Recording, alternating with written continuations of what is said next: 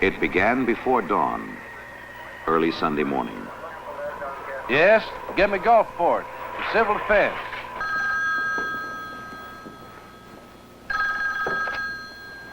Yeah? Wade, Bill Tilson, Mobile Weather Bureau. Yes, Mr. Bill. Hate to wake you, but Camille's changing course, turning north now, instead of east. Looks like she's going to hit you right where you live. For 24 hours, the whole Gulf Coast has been on hurricane watch, people sleeping at their posts. And now... Harrison County Civil Defense to Biloxi PD. Come back, please. Yes? Julie? Mobile Weather says it's coming. Wake everybody up.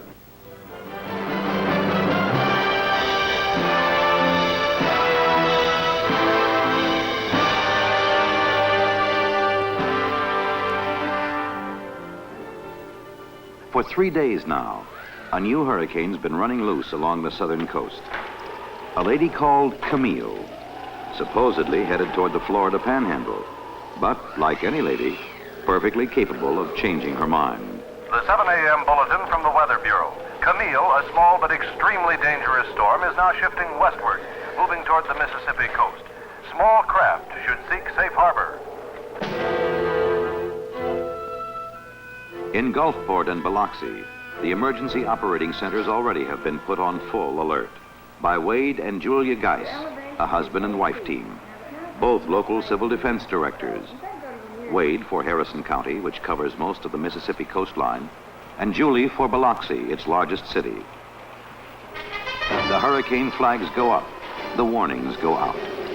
The Red Cross shelters are now being opened in Bay St. Louis, Pass Christian, Gulfport, Long Beach, and Biloxi. Bring your garbage cans inside. Secure everything that's movable. All windows should be nailed and boarded. Tides of 15 feet are expected.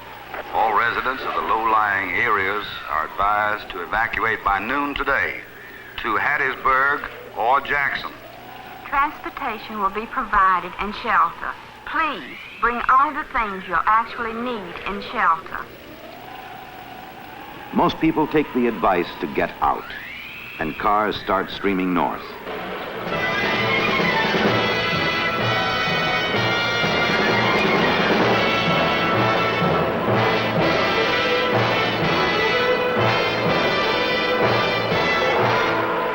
Early Sunday afternoon, Camille brushes past the mouth of the Mississippi.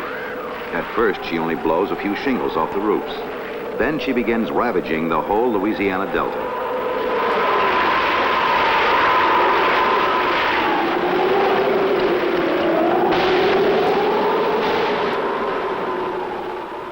Upriver, the levees are beginning to crumble under pressure of wind and water. Finally, at Buras, the levee breaks.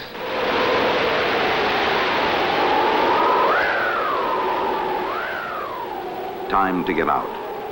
And now the few who lingered are running for their lives, north to New Orleans and safety. By late afternoon, advance winds are touching the Mississippi coast. The slowpokes are still gassing up. And civil defense workers and local police are going door to door, trying to rout the stragglers out. No, we're not getting out. Well then, would you give me the names of your next of kin?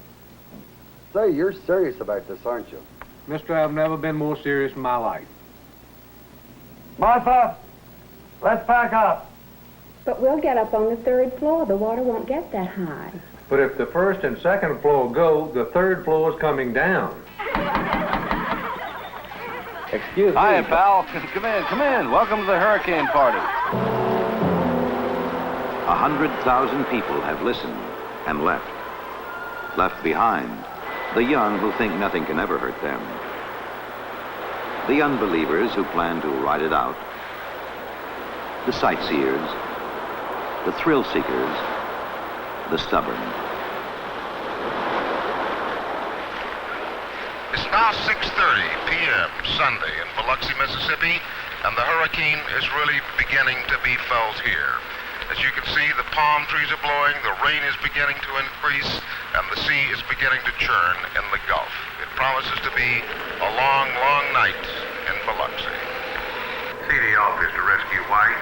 We have a call on Sandy Hook Road at Henderson Point. 3 subjects trapped in automobile.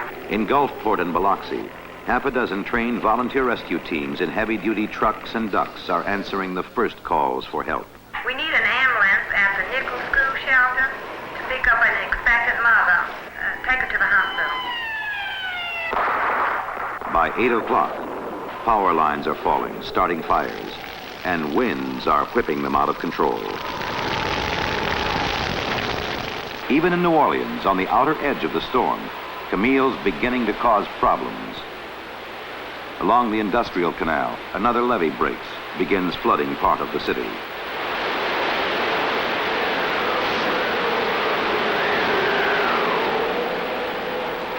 It's 10 o'clock in Biloxi now, and the eye of the storm, they say, is still over 2 hours away.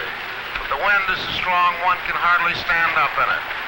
The rain is torrential, streets are flooded, we are cut off from the outside world in our motel here. There is no power, everything is black. Rescue Red to CD control. Harrison County CD. Already one of Gulfport's heavy-duty rescue teams is in trouble. What's your 1020? Rescue Red has gone out on one mission too many. Their truck is swamped in the rising tide. To hell with the radio and the equipment. Abandon your machine. Power poles are falling, live wires sizzling in the streets. Staying out now is suicide. Rescue Blue and White, come home. All rescue units, come home.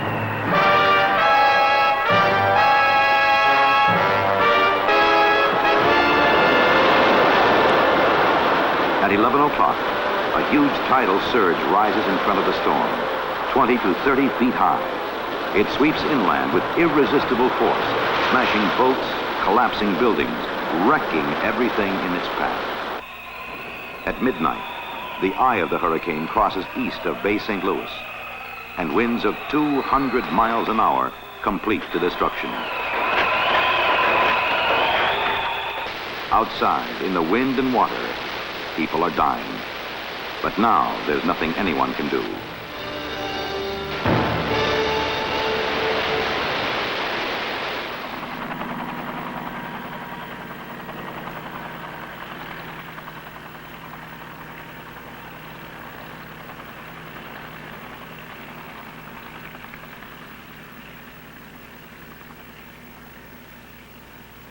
They called it the American Riviera, the loveliest beach in the South. Now,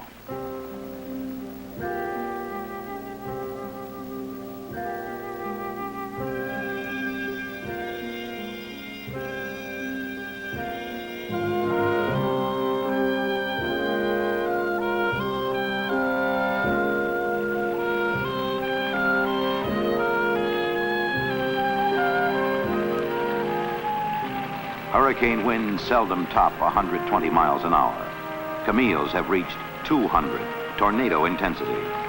But cutting a wider swath than any tornado that ever lived. From Biloxi to Bay St. Louis, everything's in shambles.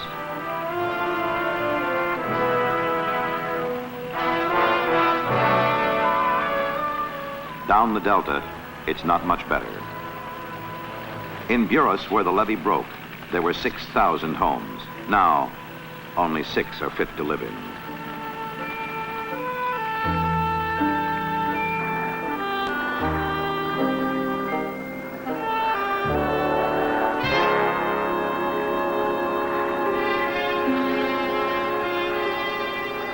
Everything's flooded out.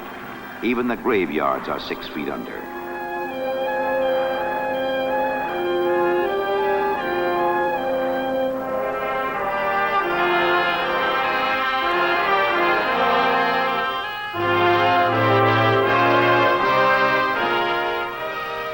In Louisiana, the damage is enormous, but the casualty list is low.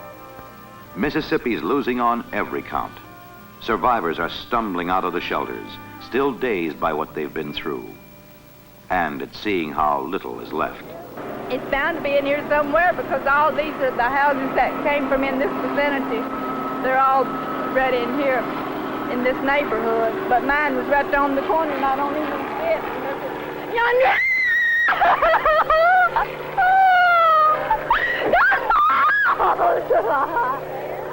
That grave yonder, that's mine. Some are lucky, others less so. You can't imagine devastation as complete as this. When we came over Monday, we thought we were going to still find our home. When we walked up the street and saw it level, we knew that whoever stayed would not be here. Here lie the Richelieu apartments in Pass Christian, where some of the tenants refuse to get out. But we'll get up on the 3rd floor. The water won't get that high. Come in, come in. Welcome to the hurricane party. 24 people decided to ride it out at the Richelieu. 23 died when the building collapsed. One youngster floated out a 3rd floor window on a mattress and lived. The man on the 2nd floor, he had a drink, and he told me to come on up and join the party, that they were going to stay on the 3rd floor. And I told him, no, this was too serious. I told him to get out. He said, the man said, well, this is my property, and if you're going to arrest me, go ahead and arrest me. So I called the civil defense man, and the last thing he told me was to go back and get his address of the next of kin so we can notify him. And the man, he looked at me and he laughed. Now, Camille's almost become a forgotten woman. She whips through northern Mississippi at a furious pace and then slows down, becomes just a heavy thunderstorm as she crosses into Tennessee. Then she turns east toward the Appalachians and the Atlantic. The storm rises over the Blue Ridge Mountains, runs into cold air, and torrential rains start falling. More than 27 inches in less than 6 hours. 2 to 3 feet of water for every inch of land. And suddenly, flash floods are roaring down every hill and hollow, starting landslides, smashing houses, burying people in their sleep.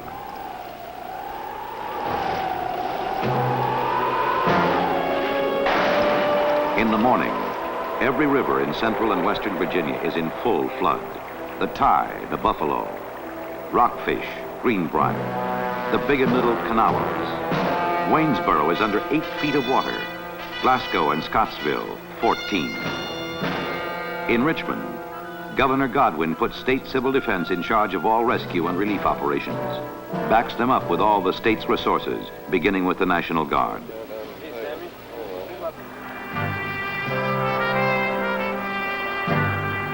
The mountains tell the story. Every ravine scarred by landslide, every valley a mass of mud. And under the mud, the dead. A dozen hamlets like Davis Creek, Tyro, Massey's Mill are almost wiped out. It just came down through this area just like an ocean wave, more or less. And these people right in here, they just didn't have a chance. It just took all these houses through here. How many are dead or missing here in Massey's Mill? There are total count of 23 gone. She asked me, I reckon a dozen 2 times, if a little house is gone. When did it go? I told her it's been gone a long time. And was anyone living in the house? Yes, and there was Oliver boy and his wife and 2 little children. The little children, they got drowned.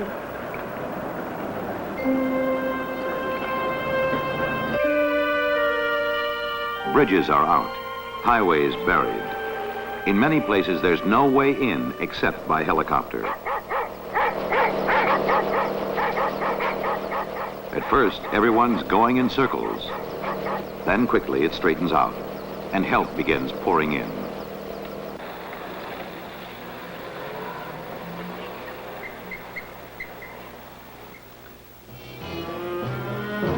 All the smaller streams keep pouring water into the great historic river of Virginia, the James.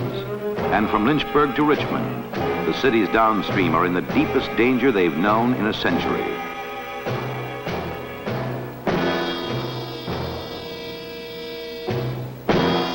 Sandbagging works. Some water backs up into Richmond through the sewer system, floods the low-lying areas. But the levees hold. One night of rain in the mountains has cost 106 lives. More than 75 are still missing. Almost as many lost as in Mississippi. But through quick work by disaster units, only 2 more people have died in the enormous floods that followed. In Mississippi, Gulfport clearly accepted the brunt of this storm. This downtown area, as you can well see, looks like a nuclear holocaust was here. There's nobody here yet because the National Guard and the state police are not yet letting anybody in. How many bodies have you found so far? This makes 19 for us. The coroner's report last night about 8 o'clock was 88 confirmed in Harrison County. Navy Seabees and civil defense rescue teams are combing the backwoods for more. Keesler Command Post, we've been getting rumors that there's bodies hanging in the trees at Catalan. Could you send a chopper to check it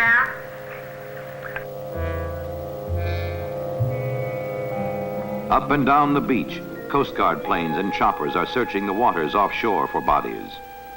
No one knows how many have died. There's no water except from broken mains, with the inevitable threat of typhoid. We need water, and I don't care what you put it in. Milk bottles, wine bottles, beer cans, anything. No power, no food, no nothing. Suddenly, 1,000 problems are overwhelming the few who have to meet them. Ask him to please contact the Biloxi police, see if they can get a hold of him. Our radio's out. We cannot notify the law authorities here.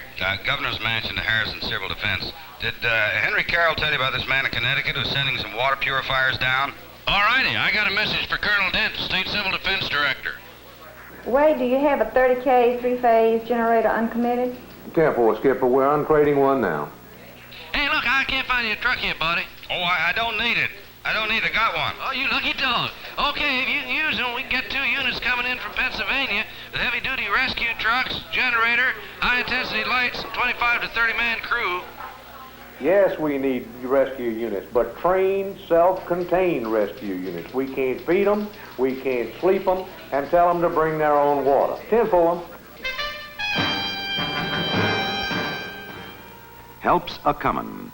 In New Orleans, a Rampart Street parade to collect money for the hurricane victims. From California, Florida, a dozen states, food and clothing are being airlifted into Keesler Air Force Base in Biloxi. Volunteer rescue teams are coming in from everywhere. But more important in the long run, Air Force 2 is bringing in the Vice President, Secretary Romney, and the head of the Office of Emergency Preparedness, George Lincoln, who will have the job of coordinating all federal assistance to the stricken areas. To meet the governors, John McKithen of Louisiana, John Bell Williams of Mississippi, and try to get things moving.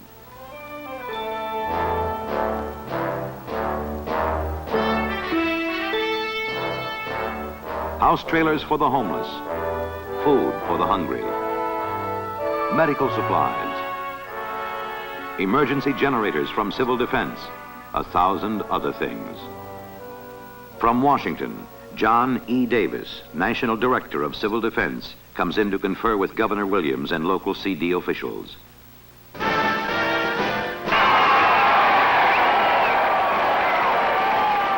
Soon the President will fly in too, from the Western White House. Mississippi, Louisiana, Virginia, and part of West Virginia have all been declared major disaster areas and will get all the help the government can give them.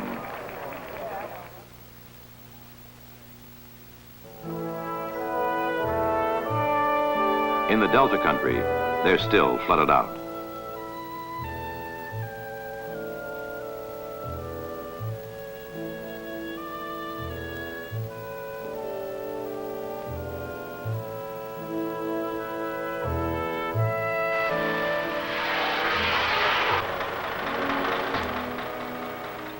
In Virginia, cleanup's already begun.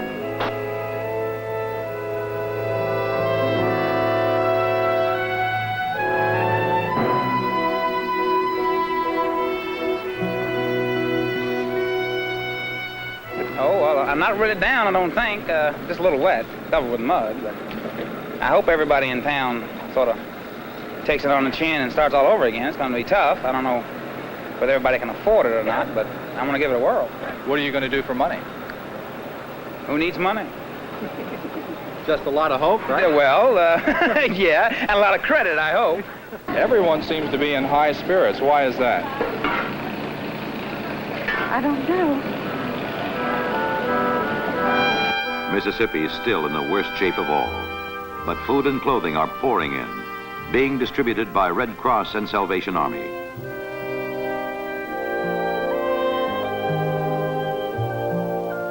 What are you looking for now?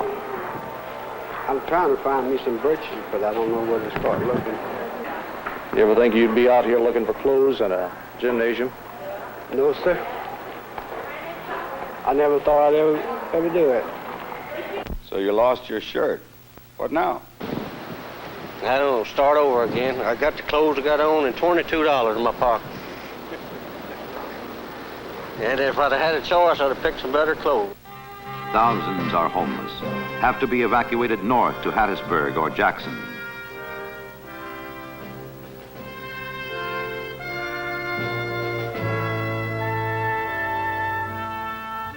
The sick and injured are being airlifted out.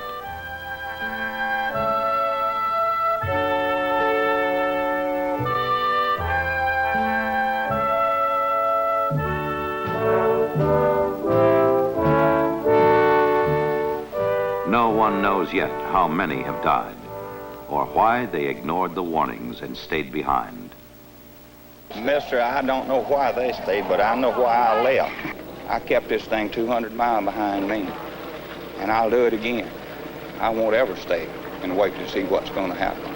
And this is my first hurricane. I didn't know enough to get out. This is my last time I'm going to sit down here. In the most storm, this is my last one. And my house was under 12 feet of water.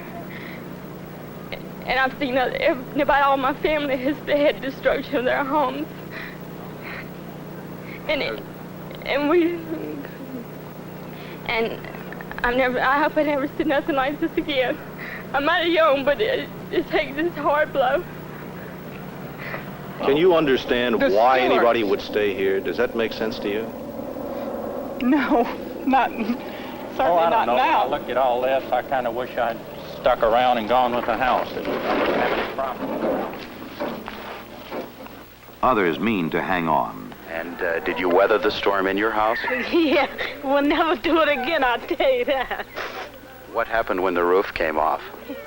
I almost had a heart attack. It was awful. And you plan to rebuild and move back to Bay St. Louis? Yes, well, that's my home. Do you plan to rebuild, or what will you do now? Well, there's nothing else to do. There's part of my house still there. So I have to go back. That's all we have. I have a blind husband, and that's our roots. But there's one thing for sure. We'll rebuild. Yeah. We got a beautiful country down here. We'll make it beautiful again. Nearly everyone along the beachfront has been wiped out. Their houses wrecked or vanished. Some have lost everything, including hope.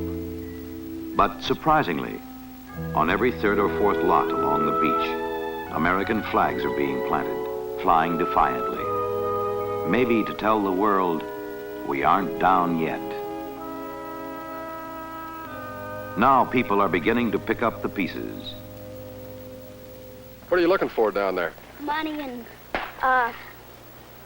all sorts of things like spoons, forks, and knives, parts of mirrors, parts of plates, razor blades. Have you found anything? Yep, money, spoons, razor blades. How much money did you find? $4.98. How long are you going to keep digging? Till I have to go home.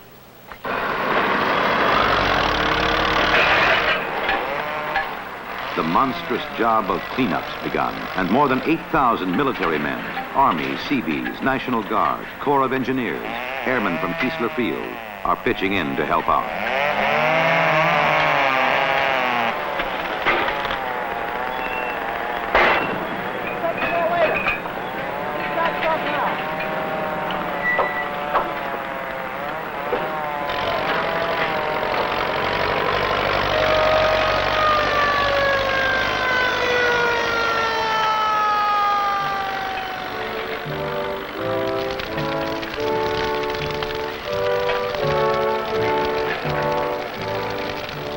It's been 7 long days since thousands of rescue workers have seen a bed, or their homes, or their wives. Julie, you still there? How are you, honey? Tired. It's Saturday night and it's been one hell of a week. Let's go home.